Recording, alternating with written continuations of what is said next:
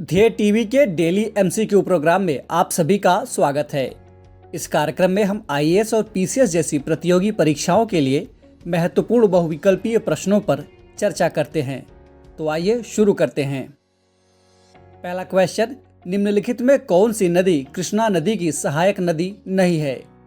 आपके ऑप्शंस हैं ए कोयना, बी प्राणहिता, सी तुंगभद्रा अथवा डी भीमा। इस प्रश्न का सही उत्तर है बी प्राणहिता। इसकी व्याख्या देख लेते हैं। हाल ही में भारत के मुख्य न्यायाधीश एनवी रमन्ना ने आंध्र प्रदेश और तेलंगाना के बीच कृष्णा जल विवाद की सुनवाई से खुद को अलग कर लिया था। बता दें कि कृष्णा नदी पूर्व दिशा में बहने वाली गोदावरी के बाद दूसरी बड़ी प्रायद्वीपीय नदी है, जो सह्याद्री में महाबालेश्वर के नज़दीक से निकलती है। इसकी कुल लंबाई 1401 किलोमीटर है। कोयना, तुंगभद्रा और भीमा इसकी प्रमुख सहायक नदियां हैं। प्राणहिता गोदावरी की सहायक नदी है। दूसरा प्रश्न, लोकसभा अध्यक्ष और राज्यसभा के सभापति की शक्तियों में अंतर के संबंध में निम्नलिखित कथनों पर विचार करें। पहला, लोकसभा अध्यक्ष की तरह ही राज्यसभा के सभापति को ये अधिकार प्राप्त होता है कि वो अव्यवस्था फैलाने पर किसी भी सदस्य को सदन के बाहर निकाल सकता है। दूसरा, लोकसभा अध्यक्ष की तरह ही राज्यसभा के सभापति को यह अधिकार प्राप्त होता है कि वो किसी भी सदस्य को निलंबित कर सकता है।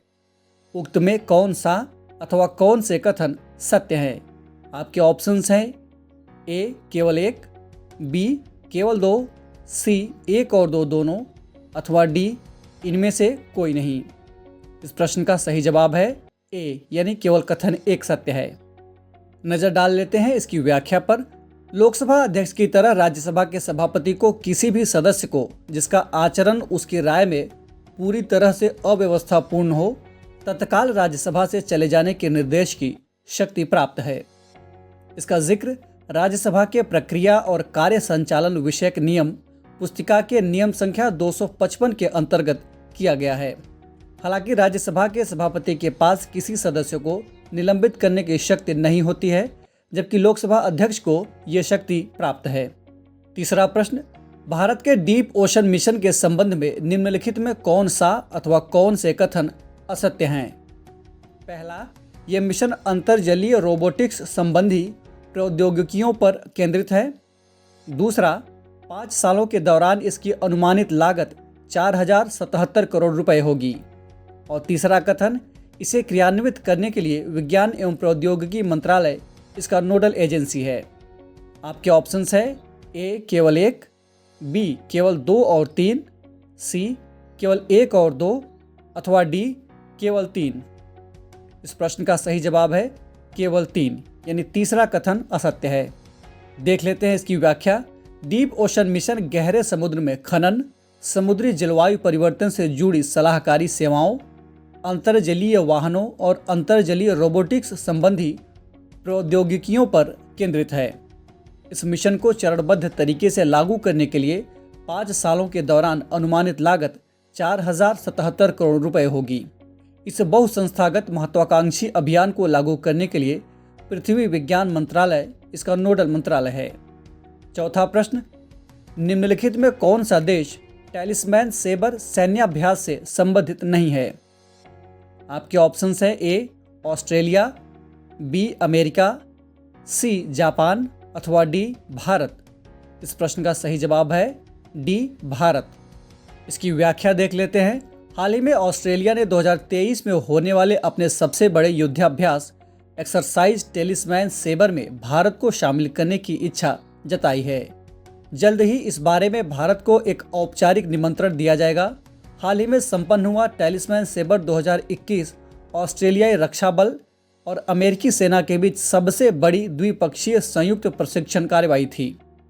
अमेरिका के अलावा इस सैन्याभ्यास में कनाडा, जापान, न्यूजीलैंड, दक्षिण कोरिया और यूके ने भी भाग लिया था।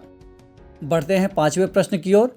हाल ही में खादी प्राकृतिक पेंट का ब्रांड एम्बेसडर किसे घोषित किया गया है? आपके ऑप्शंस हैं ए बाबा रामदेव, बी श्री श्री रविशंकर, सी नरेंद्र सिंह तोमर अथवा डी नितिन गडकरी। इस प्रश्न का सही जवाब है डी नितिन गडकरी। इसकी व्याख्या देख लेते हैं। हाल ही में सड़क परिवहन एवं राजमार्ग और सूक्ष्म लघु एवं मध्यम उद्यम मंत्री श्री नितिन गडकरी ने अपने आप को खादी प्राकृतिक पेंट का ब्रांड एम्बेसडर घोषित किया है। मंत्री ने कहा कि वे इस पेंट को पूरे देश में बढ़ावा देंगे ताकि युवा उद्यमियों को गाय के गोबर से पेंट का निर्माण करने के लिए प्रोत्साहित किया जा सके। खादी प्राकृतिक पेंट को खादी वैदिक पेंट भी कहते हैं। छठा प्रश्न, कृत्रिम बारिश के संबंध में निम्नलिखित कथनों पर विचार कीजिए। पहला, हाल ही में संयुक्त अरब अमीरात ने अपने यहाँ बादलों को इलेक्ट्रिकली चार्ज करके कृत्रिम बारिश कराई। दूसरा कथन, सिल्वर आयोडाइड की मदद से भी कृत्रिम बारिश कराई जा सकती है। उक्त में कौन सा अथवा कौन से कथन सत्य हैं? आपके ऑप्शंस हैं ए केवल एक, बी केवल दो, सी एक और दो दोनों, अथवा डी इनमें से कोई नहीं। इस प्रश्न का सही जवाब है सी, यानी दोनों कथन सत्य हैं। इसकी व्याख्या देख लेते हैं। हाल ही में भारी गर्मी से परेशान संयुक्त अरब अमीरात ने ड्रोन के जरिए बादलों को इलेक्ट्रिकली चार्ज करके अपने यहाँ कृत्रिम बारिश कराई। ये कृत्रिम बारिश कराने की एक नई तकनीक है। इसके अलावा विमान या रॉकेट के जरिए ऊपर पहुंचकर बादलों में सिल्वर आयोडाइड मिलाकर भी कृत्रिम बारिश कराई जा सकती है। सिल्वर आयोडाइड प्राकृतिक बर्फ की तरह ही होती है। इसकी वजह से बादलों का पानी भारी हो जाता है और बरसात हो जाती है। इसे ही क्लाउड सीडिंग कहते हैं। बढ़ते हैं कार्यक्रम के अंतिम प्रश्न की ओर। प्रोजेक्ट बोल्ड क्या है? आपके ऑप्शंस हैं ए तिब्बत सीमा पर भारत द्वारा तैनात की गई एक सशक्त निगरानी प्रणाली, बी पेगासस जैसी जासूसी सॉफ्टवेयर से निपटने के लिए सरकार द्वारा शुरू की गई एक परियोजना, सी महिला जागरूकता के लिए उत्तर प्रदेश सरकार द्वारा शुरू की गई एक परियोजना, अथवा डी मरुस्थलीकरण को रोकने और ग्रामीण अर्थव्यवस्था को बढ़ावा देने के लिए शुरू की गई एक परियोजना। इस प्रश्न का सही उत्तर है डी। इसकी व्याख्या देख लेते हैं। बोल्ट का full form bamboo oasis on lands in drought, यानी सूखे की स्थिति में भू क्षेत्र पर बांस मरु उद्यान है।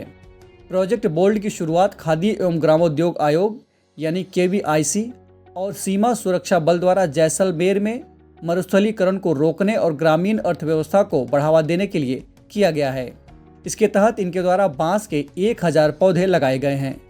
गौरतलब है कि ये परियोजना खादी ग्रामोद्योग आयोग द्वारा देश के 75वें स्वतंत्रता दिवस के उपलक्ष्य में आयोजित खादी बांस महोत्सव का हिस्सा है। तो ये था आज का डेली MCQ कार्यक्रम। हम फिर मिलेंगे एक नए कार्यक्रम के साथ। तब तक के लिए इजाज़त दीजिए। नमस्कार।